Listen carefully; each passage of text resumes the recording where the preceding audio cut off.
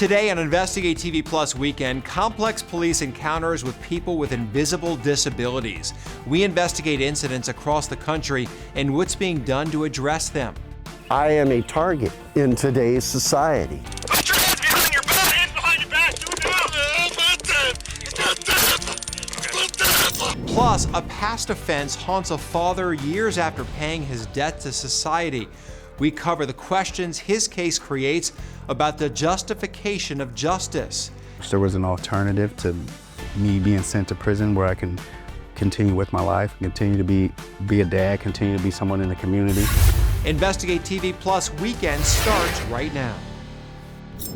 Hello and welcome to Investigate TV Plus Weekend. I'm Lee Zurich. One misunderstanding can be deadly during a police interaction for officers or the public. That's why some states are now training law enforcement to communicate with people who are blind and hard of hearing. Reporter Brendan Keefe has video of a visually impaired man arrested after police thought his cane was something entirely different. Did time speed up or did I slow down? Jim Hodges is a disabled Navy veteran. I don't recognize this world, I don't remember this pain. I go out of my way to not appear as I have a disability. So I had to walk up to jury duty in the dark, so I took my navigation aid with me. Hi there! Hodges was walking back from jury duty when he was stopped by deputies in Lake City, Florida. What is your suspicion? It looks like you're carrying a gun in your back pocket. I'm stopping to make sure you're carrying it properly. You don't have you to... ensured that it's not a firearm? No, you keep turning so I can't see it. You don't have to be a to me. Well, you're being one to me. Reaching for that cane was a risk. Checked out where the position of her hands and all, it wasn't nowhere near a firearm. So I just reached around and pulled it out and put it at eye level so she can get a good look at it. No, sir, I'm doing my job. Am I detained? Yeah, you are. What's your name and date of birth? It does not matter. Yes, sir, it does. Do you have a crime? Would you like me Call to your put you in here? supervisor, He's right please. here. Once they see that cane, the stop should be over. It should be over with. I should be allowed to go on my way. But that's not how it went. No. And her suspicion was that you were armed, okay? And she's asking for your ID. Well, now she has verified that I am not armed. Okay. So there is no You got problem. your ID or not?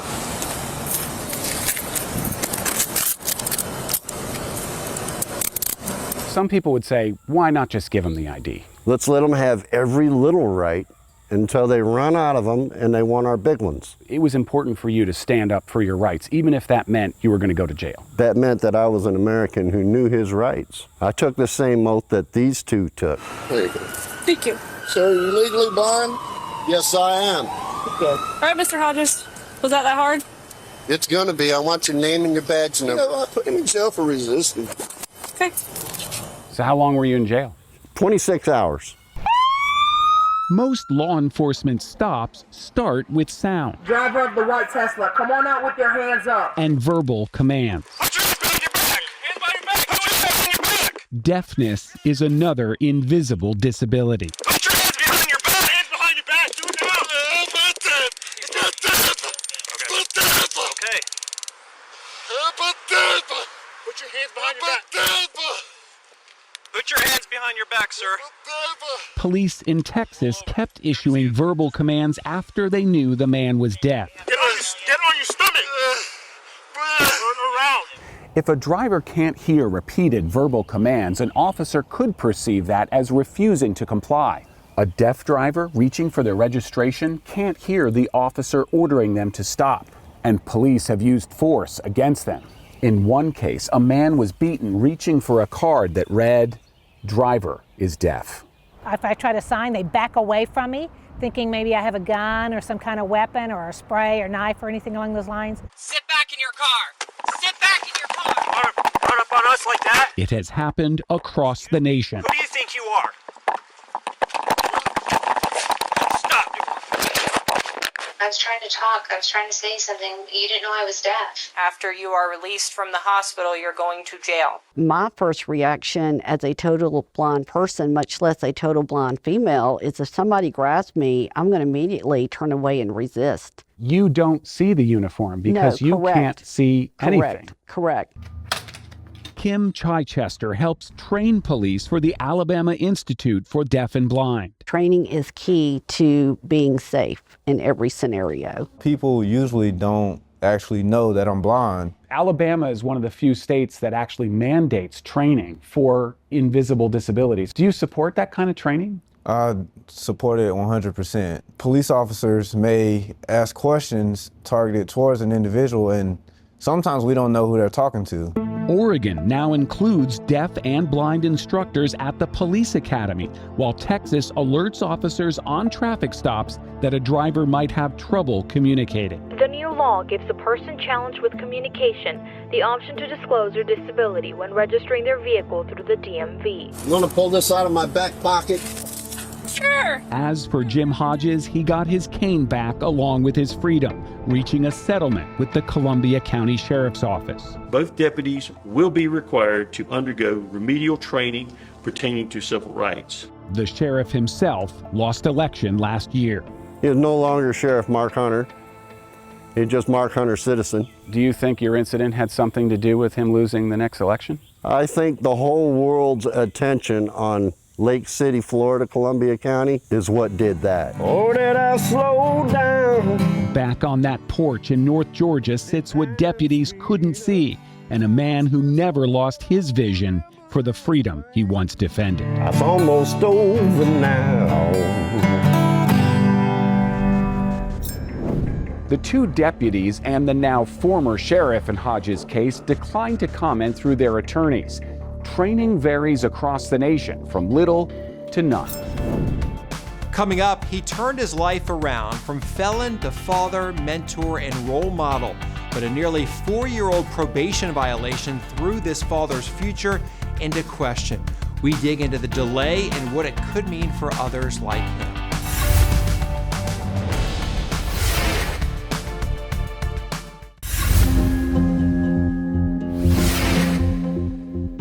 Sometimes justice might not feel just. A man turns his life around only to face more than a decade in prison. His crime, violating probation. Nearly 4 years ago, Kristen Crowley has his story and the larger debate it raises about second chances. Most days you'll find Michael Enriquez in one of two places. Now back, put your DOT bar back there. At work or out with his kids. My daughter, sports. So I help coach her sports teams, soccer, basketball, baseball. But on this day, he's terrified about the place he could be heading. I wish there was an alternative to me being sent to prison where I can continue with my life, continue to be a dad, continue to be someone in the community. This story isn't a matter of guilt or innocence. Michael will be the first to admit he broke the law. A lot. What kind of trouble did you get in with the law?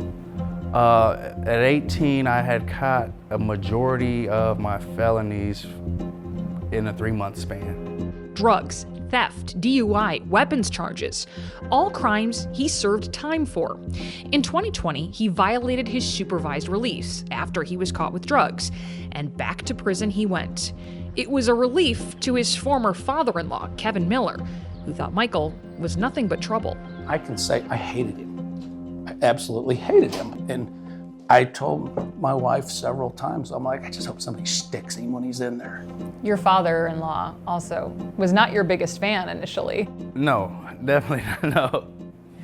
He's come around. Oh, yes. From his biggest critic to one of his biggest advocates, Kevin says Michael turned his life around. He became a Christian and really started walking the walk. I've been doing the right thing ever since. Are you a reformed man? Yes, I am. Reformed and resolute, he says, to do good.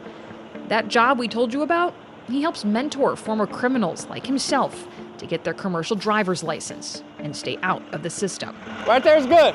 Michael's had no legal trouble since he got out of prison in 2021. And we're pulling up to the office, and then I seen the lights come on. I'm like, they're here. They were the U.S. Marshals. When Michael went back to prison for violating his release in 2020, prosecutors never charged him with the drug offense until nearly 4 years later.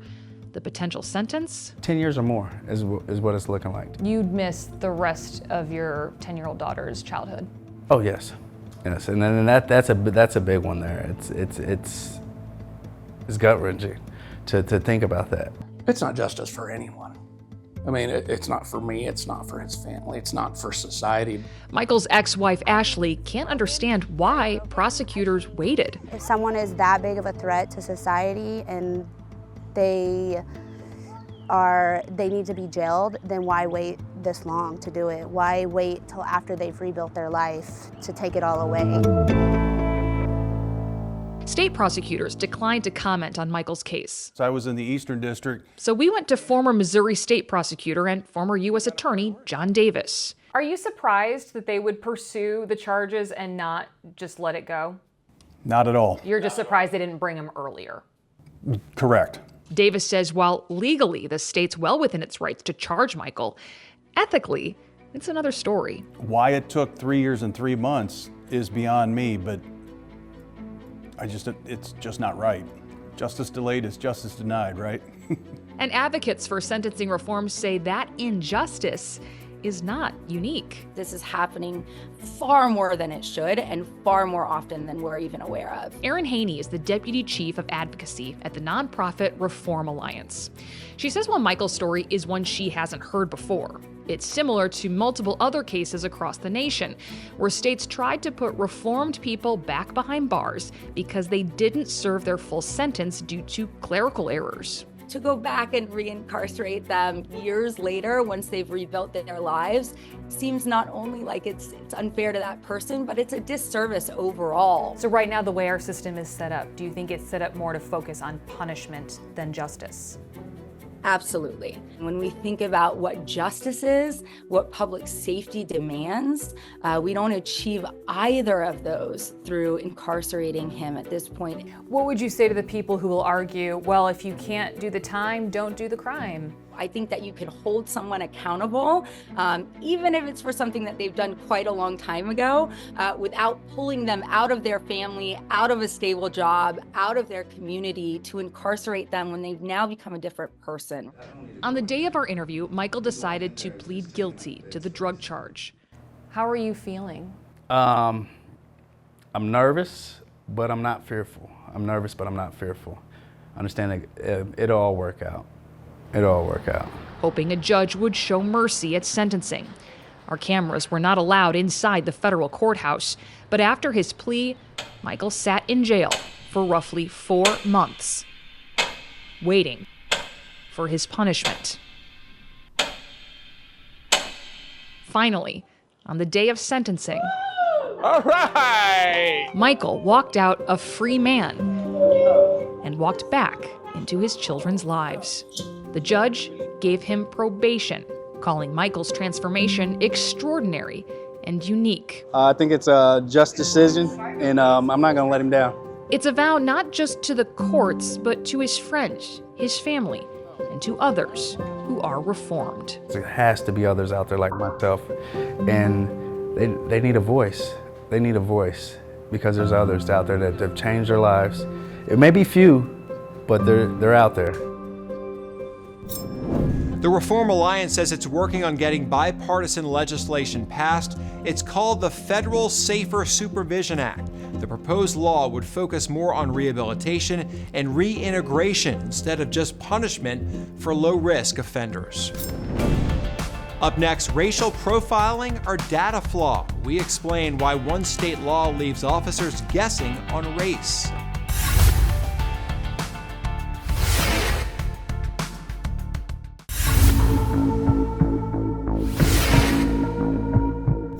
A loophole in Louisiana law may be preventing police from accurately recording the racial identities of drivers stopped for traffic violations. The law requires officers to collect driver information like race, age, and gender based solely on their own observation or perception. But as Stephen Stock found, that leaves room for error. 42-year-old Josefina then Garcia travels these roads often. I was driving. A native of the Dominican Republic, then Garcia works 2 jobs and has lived in Orleans and Jefferson parishes 20 years, the last 10 in Kenner. speeding. She admits driving faster than the posted speed limit on her way to work back in 2023. So when Kenner police pulled her over, she wasn't surprised. So the police did the job and pull over me and give me a ticket. What did surprise her? The officer who pulled her over marked her down as white on her ticket. You don't identify as white. No. You're Hispanic, a proud Hispanic. Yes. We dug through data for every traffic ticket issued from January 2020 through late last year in Westwego, Gretna, and Kenner, areas with sizable Hispanic communities, some 84,000 records in all. We looked at 5 last names: Hernandez, Rodriguez, Martinez, Lopez, and Garcia. The U.S. Census Bureau says 90% of the people in the U.S. with those 5 last names are Hispanic. But in the local traffic ticket data, we discovered police labeled those same names almost exclusively white, without a distinction of their ethnicity.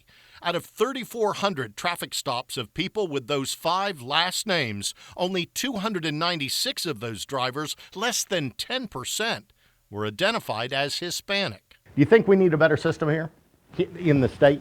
So I think you can always improve what's in place. So why are police not labeling drivers as Hispanic? First, let's go back to the law.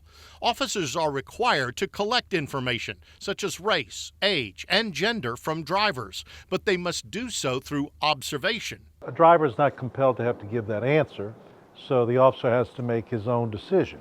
Attorney Joe Rispani serves as Fox 8's legal analyst. So by definition, we're going to have some issues. Right now, the way the law is set up, there are going to be inaccuracies. Then there's the ticket itself. Kenner Police Chief Keith Connolly told us since Hispanic is an ethnicity and not a race, state law does not require the notation, so most officers simply only mark black or white. We did find that some Kenner officers wrote in H for Hispanic under race, but Chief Connolly says that's not standard for his department. If it's just going to be a citation, it only asks the race of the individual, which is white or black. If there's an arrest involved and it goes into a uniform crime report, there are drop-down boxes that the officer fills out. Race is either white or black. Then there's another box, the drop-down box, which is either Hispanic or non-Hispanic or unknown. It's a flaw in the law and in the data collection. All of this matters, says policing researcher Frank Baumgardner of UNC Chapel Hill, because without the ethnicity distinction accurately recorded in traffic stop data, there's no way to know whether racial profiling actually takes place. If everybody's white, there can't be any racial discrimination.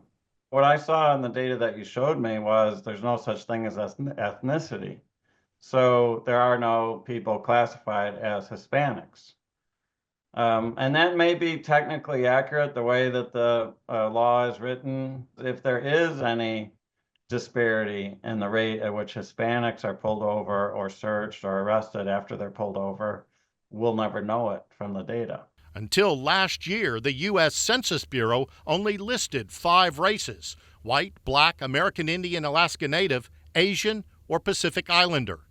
Since then, U.S. Census has updated its standards and now includes detailed ethnicity collections, including Hispanic and Middle Eastern. It's long past time. Former state lawmaker Cedric Richmond says Louisiana should update the law too. We need that data. Accurate data matters, Richmond says, because without it, police departments and the public can't get a clear picture of who is being pulled over and whether racial bias is involved. I believe racial profiling is a flaw that shows up in a bunch of different ways. I think this is data we need so that we can foster better relationships, improve community relations, make neighborhoods safer. Without accurate data, Kenner Police Chief Connolly admits his office doesn't know the true breakdown of whether officers are pulling over drivers of one ethnicity more than others. Wouldn't you like to know what the real breakdown is when right now you don't know? Yeah, well, you know, it doesn't matter much to me unless there's a problem. I guess the only way I know there's a problem is if I had those numbers. And you don't have those numbers? Not as far as the traffic tickets go. So if there's a better way to do it and it's, you know, it's more transparent, I'm 100% behind it. Westwego Police did not respond to our request for comment. Our team also asked the Jefferson Parish Sheriff's Office and New Orleans Police Departments what guidance law enforcement officers are given regarding race designations. Jefferson Parish Sheriff's Office did not comment. New Orleans Police said their officers also do not mark Hispanic on tickets since it is an ethnicity and not a race. Coming up, freezing your credit might sound complicated, but it's easier than you'd expect. We show you how a few clicks can help keep scammers out next.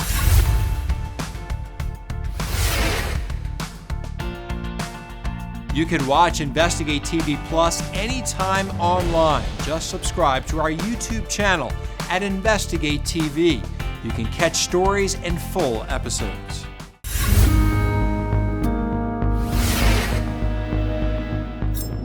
Ever worry your personal information might fall into the wrong hands? You're not alone, but the solution might be simpler than you think. Susan Campbell in Phoenix shows us step by step how freezing your credit can keep your money and your identity safe from fraud. We talk about freezing credit, but most people haven't actually done it, only about 10%.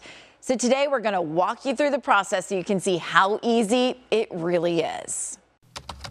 Let's do a little crash course on freezing your credit. We'll start at the very beginning. Keeping it frozen just protects me from any bad actors out there who want to steal my identity, monopolize my credit, or use my, information for something that isn't theirs. Stanton Cope just went through the process of freezing his credit at the 3 major credit reporting agencies, Experian, TransUnion, and Equifax. He documented it all for PERG to help other consumers do the same thing. In general, if you're fast at computers, I think this whole process can be done in 30 minutes. Here's what it'll look like. First, you'll need to create accounts at all 3 credit bureaus. I, of course, had to have an email, a phone number, a street address, and then my social security number. And once I had all of that information, that was all I had to enter during the sign up. And then I just made an account. I set up 2-factor authentication. I verified my email address, and that was it. You can also freeze your credit over the phone and by mail. I truly think online is the easiest way to do this.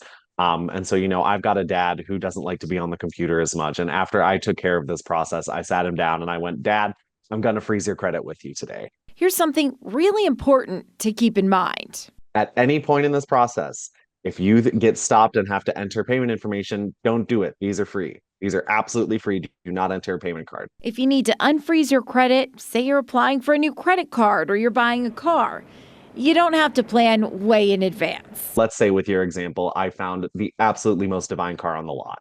I would go into my account, I would do 2-factor authentication, and then I would flip it to thawed, and that would be it. If you make that request online or over the phone, the freeze has to be lifted within 1 hour.